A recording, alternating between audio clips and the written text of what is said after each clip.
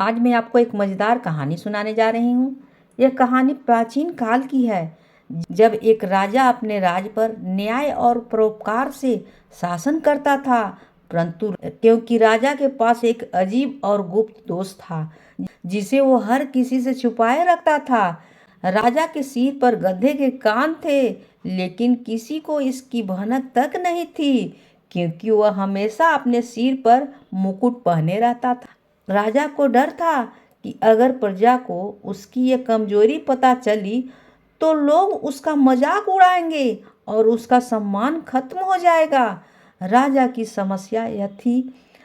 की यह समस्या थी कि उसे नियमित रूप से अपने बाल कटवाने पड़ते थे, लेकिन हर बार जब वह अपने नाई को बुलाता था तो वह नाई को बाल काटने के बाद मार डालता था, ताकि वो राजा के गधे के कान का रहस्य बाहर न जा सके।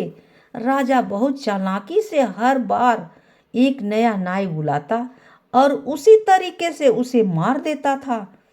धीरे धीरे राज में यह बात फैल गई, जो भी राजा का नाई बनता है उसकी जान चली जाती है। उस डर के कारण अब कोई भी राजा की सेवा करने के लिए तैयार नहीं होता था।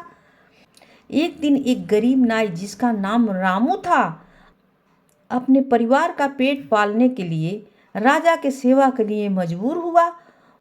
उसे यह तो पता ही था कि राजा के बाल काटने के बाद उसका अंत निश्चिंत है, लेकिन अपने परिवार की भूख को देखते हुए उसने इस कठिन काम को स्वीकार किया। डरते डरते रामू महल पहुंचा और राजा के सामने खड़ा हुआ। राजा ने उसे भीतर बुलाया और कमरे में किसी को भी आने की इजाजत नहीं दी। रामू ने जैसे ही राजा का मुकुट हटाया, उसकी आंखें आश्चर्य से खुली की खुली रह गई। राजा के सिर पर इंसानियत के कान नहीं, बल्कि गधे के कान थे। वह घबरा गया, लेकिन उसने अपने डर को काबू में रखा और राजा के बाल काटे। बाल काटने के बाद राजा ने रामू को कहा, तुम्हें अब मेरी एक बात माननी होगी। तुमने जो देखा वह किसी को भी नहीं बताओगे। अगर तुमने यह बात किसी से कही तो तुम्हारी जान चली जाएगी। रामू डर से कांप रहा था, लेकिन उसने राजा से वादा किया कि वह इस बात को किसी से भी नहीं कहेगा। क्यों कहेगा? रामू महल से लौट आया, लेकिन राजा के गधे के कान का दृश्य उसके मन में घूम रहा था। वह किसी से यह राज बताने के लिए तड़प रहा था, लेकिन उसे राजा के कहे अनुसार चुप रहना था। दिन बीतते गए, परंतु रामू के मन पर यह बोझ बढ़ता ही गया। वो बहुत परेशान रहने लगा और धीरे धीरे उसकी सेहत भी बिगड़ने लगी। उसकी बेचैनी बढ़ गई, क्योंकि उसके भीतर का राज उसे अंदर से खाए जा रहा था। रामू ने सोचा, अगर मैंने यह बात किसी को नहीं बताई तो शायद मैं मर जाऊंगा। पर राजा ने कहा था कि अगर मैंने यह राज किसी को बताया तो भी मारा जाऊंगा। अब क्या करे? रामू ने इस दुविधा भरे जीवन को देखकर उसकी एक दोस्त ने उसे सलाह दी, तुम यह राज किसी इंसान को मत बताओ, बल्कि किसी निजी चीज से कह दो, शायद तुम्हारा दिल हल्का हो जाएगा। उसने सोचा कि अगर वह किसी निर्जीव चीज से यह बात कह देगा तो उसका मन हल्का हो जाएगा और राजा को भी पता नहीं चलेगा। इसके बाद रामू जंगल में गया। वो एक पेड़ चुना। वह पेड़ हरे भरे पत्ते वाले एक बांस का पेड़ था, जो सुनसान जगह पर अकेला खड़ा था। रामू ने पेड़ के तने के पास जाकर धीमे से कान लगाकर कहा, राजा के सिर पर गधे के कान हैं। उस राजा के गधे के कान हैं। यह कान उसके गधे जैसे दिखते हैं।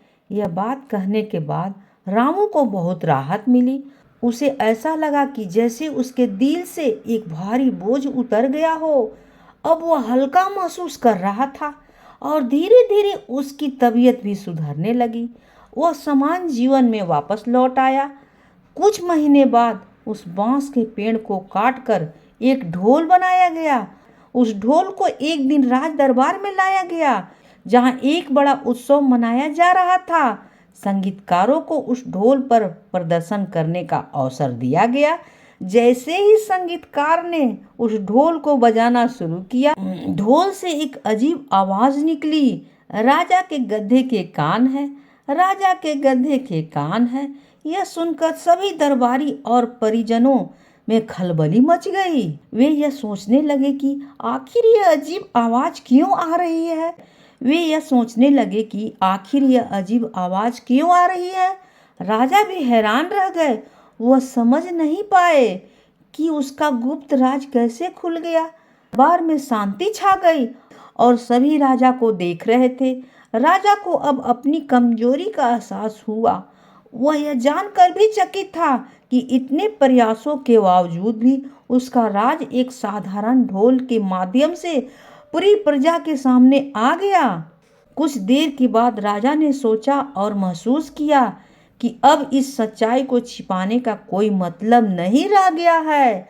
उसने अपने गधे के कान को स्वीकार करते हुए मुकुट हटा दिया और कहा, हाँ, मेरे कान गधे के हैं और मैं इसे छिपा नहीं सकता। मैंने बरसों तक इस बात को छिपाने की कोशिश की। अब मैं अपनी वास्तविकता को स्वीकार करता हूँ। राजा के इस साहसिक कदम को देखकर राजा के प्रति दरबारियों में उसके राजा के प्रति और भी सम्मान बढ़ गया। लोगों ने राजा के दोष को नहीं देखा, बल्कि उसके अच्छे काम और न्यायप्रियता को महत्व दिया। इस घटना के बाद राजा ने अपने कानों के बारे में और शर्मिंदगी महसूस नहीं की। उसने नाई रामू को भी माफ कर दिया और उसे पुरस्कृत किया। कहानी से सीख, सत्य को स्वीकार कर लेने में ही भलाई है। कहानी होती है समाप्त।